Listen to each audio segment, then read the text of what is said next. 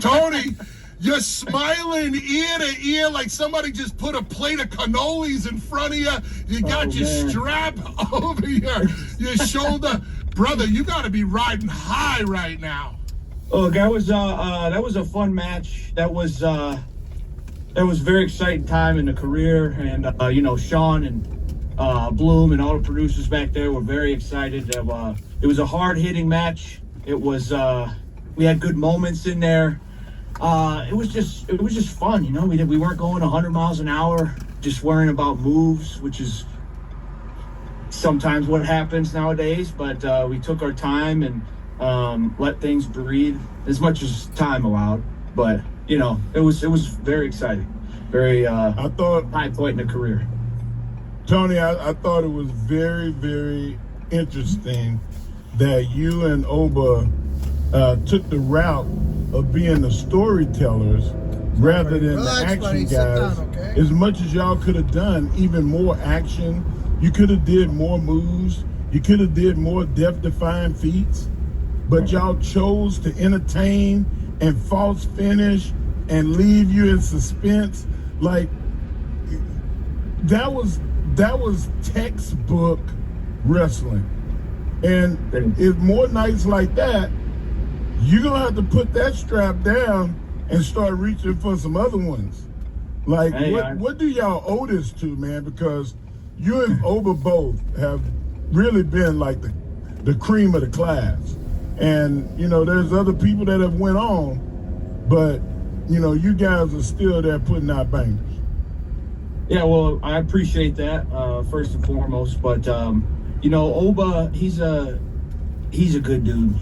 You know, when he's not trying to rip my head off, but he's a good dude, easy to work with, man.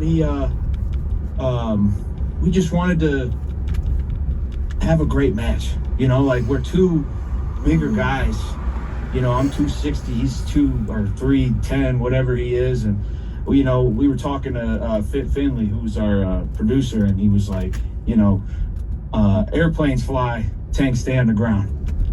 And I was like, that's fair. So we wanted to really tell a story. You know, we got this whole Rocky thing, the Rocky backstory, and, you know, trying to take down the giant and all that. So we want to really take our time and tell that story and keep people on the edge of their seats. And a lot of highway driving. Yeah, just all the above, you know. On for you. Tony, last week I did my first edition of Busted Open After Dark on Tuesday, immediately following NXT on the CW. And I put you guys over to the moon, not because I kiss your ass, not because I blow smoke up your ass, but because you guys earned it. You earned the praise from me, and I felt so strongly about the match. However, when that match started, I thought he was going to ragdoll you. I thought he was just going to treat you like a bitch and do whatever he wanted to do. That was the tone that was set early on. Did something happen inside of you? Did the light bulb go off?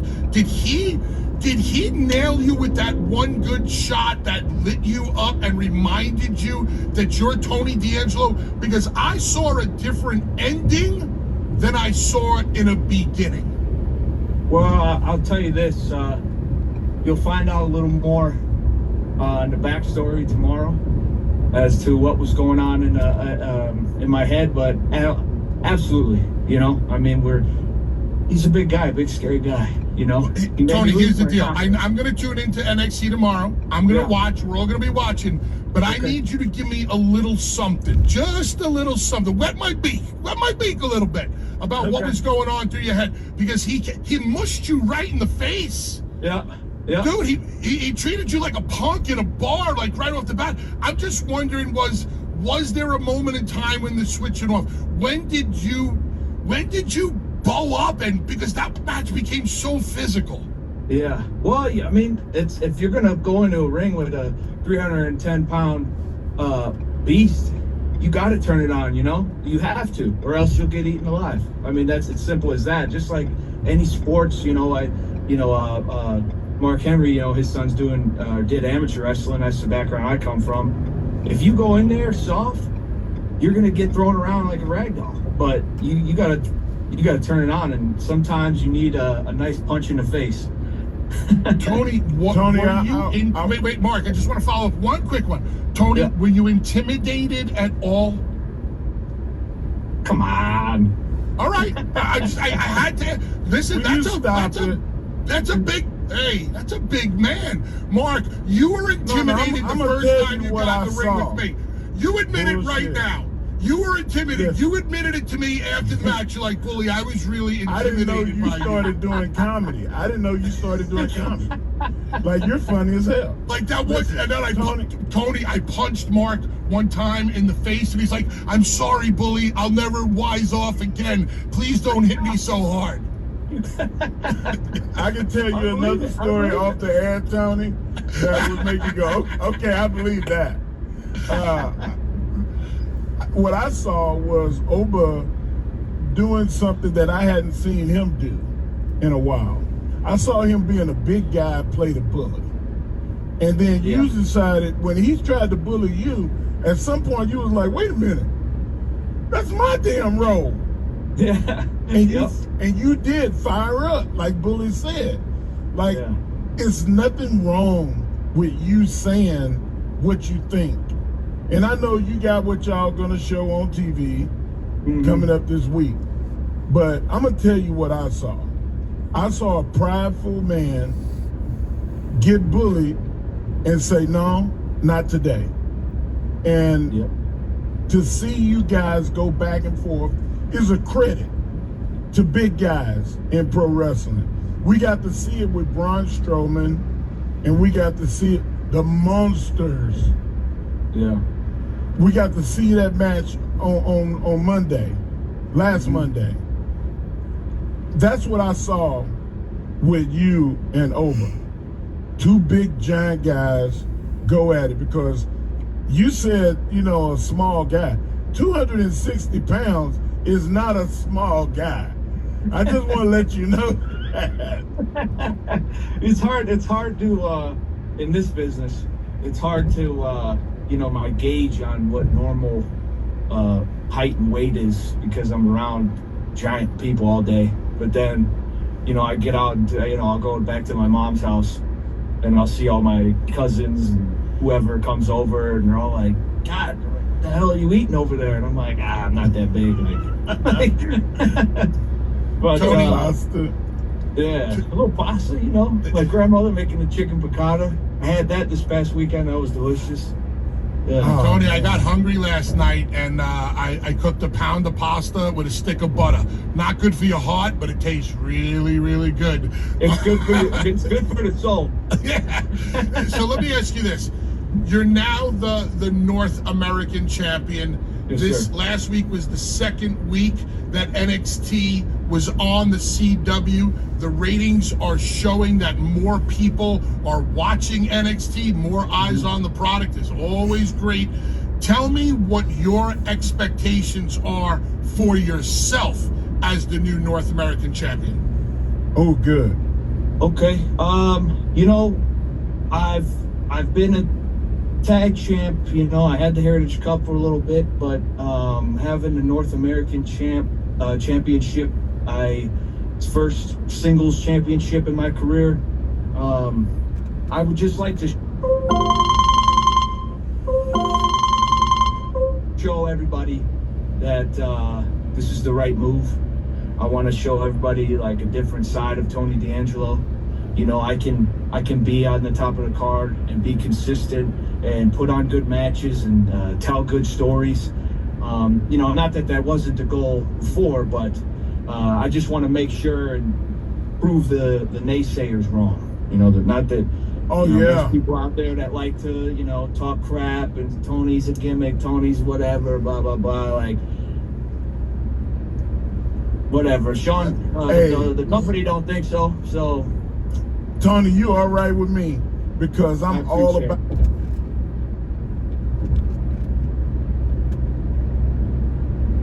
Hey, buddy. Hey, just letting you know you're being recorded, and you may end up on YouTube. Why am I being recorded? So I'm recording the drive. You're recording the drive, and you're putting me on YouTube. Yes.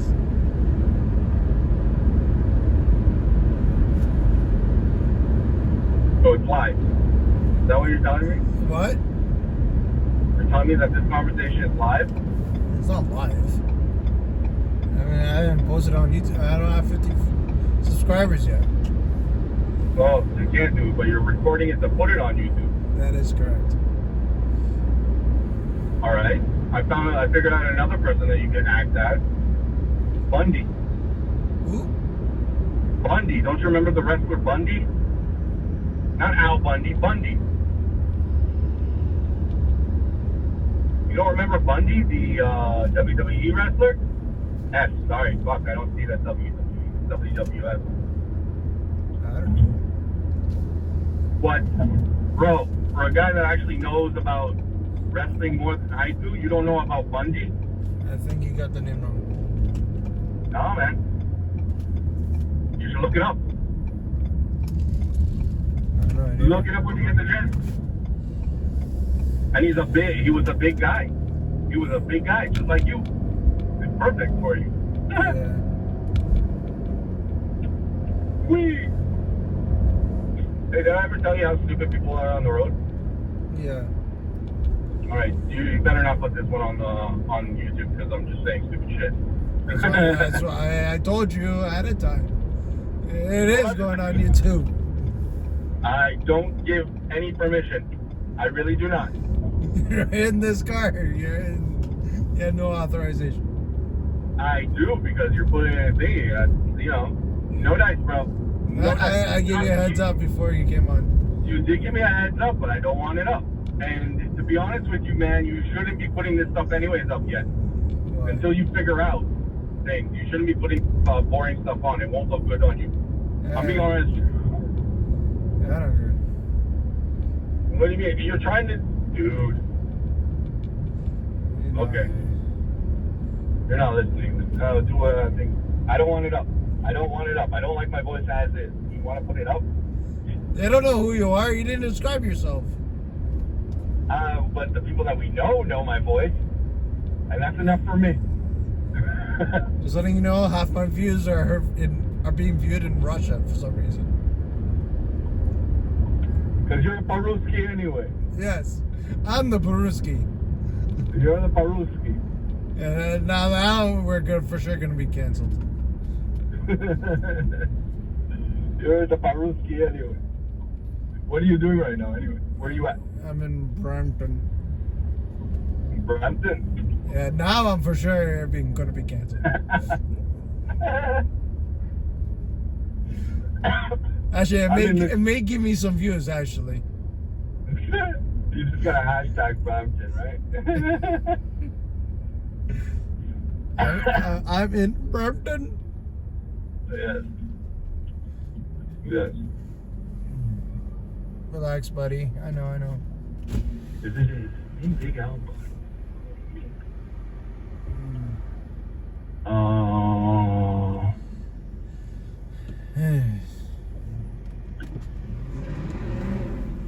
This person ordered food from... Oh, sorry. His name was King Kong Bundy. That's what I was thinking of. Okay, now I just said Bundy because I'm not going to say Al Bundy. I think... Oh, hello. How you doing? Oh, no, you're okay. Never mind. Watch is Butterface. just sitting down. Oh, he's chilling. Yeah, he's just staring, looking at people behind me. See, you remember when you kidnapped me? Yeah. Yeah, and he was a chill dog the whole time while I was driving with him. He's such a chill dog. No, he was like all over the place, but I chilled him because I'm a chill person. So now he's used to driving. Yeah, he's a chill dog. Yeah, he is.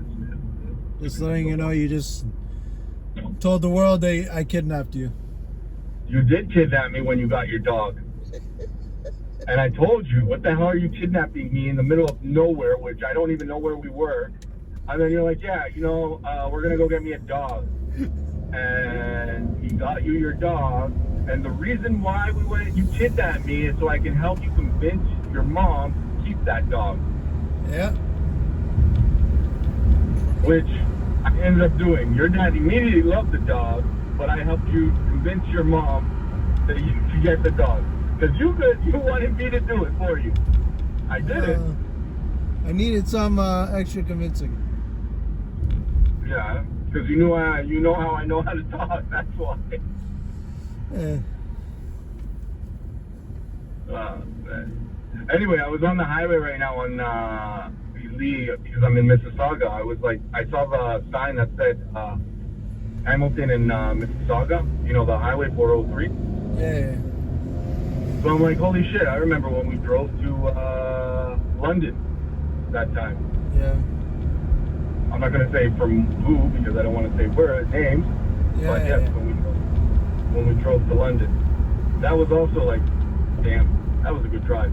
It took us forever to get there, even though you like had to go with it. Dude, that's when you had the Crown Vic, right? No. That's when you still have the Charger. It was the Charger. No, it was the Avenger, but no. That was probably the Acura. No, it wasn't the Acura. It wasn't. I didn't drive the Avenger far. I didn't drive it anywhere. Really? Yeah, I didn't drive it anywhere. Okay, then maybe it was the Acura. I remember it being black. Yeah, so it was probably the Acura. I was dark Like gray. your heart. Just like your heart. Yeah. No, your heart's not black, bro. Cool. Very nice. Very nice. Don't you put this on YouTube. Why? It's funny, gonna though. get some views. It's not gonna get any views. It's not worthy of views, man. You know as well as I do. Normally we talk about nonsense. We talk about nonsense. Yeah, that's what people like. Is nonsense bullshit between two Uber Eats drivers. You just need. I'm not an Uber Eats driver. What are you talking about? I'm not an Uber Eats driver. I'm a guy. Just smart. That's what I am. Okay, so you're calling yourself the guy? I'm the guy. Okay. That's my name. It's the guy. Okay. Okay? The guy.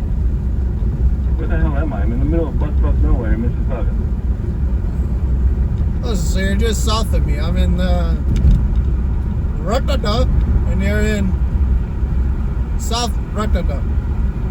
Yeah, basically. Okay. At 35, 65. I don't know how it jumps like that, but okay. Whoever decided to name these, put numbers on this, I don't understand. Like, seriously. I don't know why someone ordered pizza from Weston Road and like Rogers Road to all the way to Brampton. Bro, you'll be amazed. I'll tell you a story when I get back. I have to go for a bit. The guy's got to go.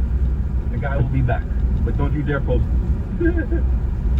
I have no idea what you're talking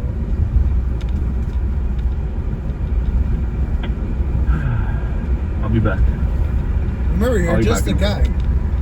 I'm the guy. I'll call you back. Yeah. Later, brother. Later. Out that life, and I don't make no apologies for it. The haters exist, and they hate for a reason. They hate greatness, and the fact that you sitting here going, you know what? I want to prove somebody wrong. Shit, you can rock with me any day, because I don't want nobody around me that ain't prideful in their work and want to show everybody else. You know why they put me up here at the top, right? Because I belong here. Right. Like, don't apologize for that. Own that shit. Yep. I mean, you know, everybody's like, you know, I'm not a social media guy. You know, I post when I have to. But, you know, every once in a while you go down the rabbit hole and everyone's like, don't do it. And I'll laugh when I see some outrageous comments, you know, Tony's the shits, Tony sucks, Tony blah, blah, blah. And I'm like, well, you're sitting there talking about me. I'm not talking about you. So, you know what I mean? Like, And there you have it. and there it is. Let's That's all go. you gotta say. Tony, I want to ask you about, you know, you just talked about, you know, the gimmick and you want to show a different side to Tony D'Angelo, that I'm not just a gimmick. I can wrestle. I can do this. There's lots of layers.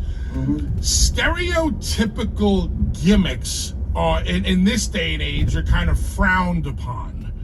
Why, as an Italian, I can ask you this question: why does the stereotypical mafia, Godfather, Goodfellas, Sopranos gimmick work, and why isn't it frowned upon like other stereotypical gimmicks? Well, you know what? When I first wanted to do this, because a lot of people, when I first started, were like, "Oh, I can't believe they gave him this." I'm like, "No, man! Like, I wanted to do this. Like, I wanted to."